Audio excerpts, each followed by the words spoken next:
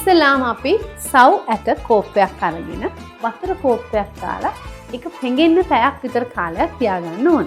ඊට පස්සේ අපිට අවශ්‍ය වෙන MD කිත්වල ටික මිලිලීටර් 200ක්. අපි ලිප පත්තු කරලා පෑන් ටික උතුරනකන් හැඳි ගාමින් ඉන්න ඕන.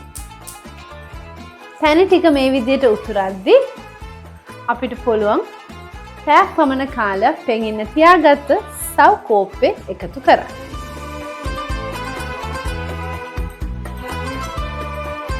ඊට පස්සේ අපි එකතු කරගන්නවා පොල් කිරි කෝප්ප එකක්,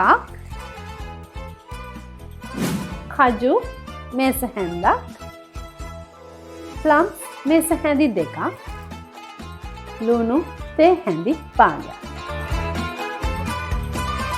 සව් ඇට තැම්බෙනවත් එක්කම උකු වෙනකොට අපි ලිප ඔෆ් කරලා ලිපෙන් ඉවතට අරගන්න ඕනේ.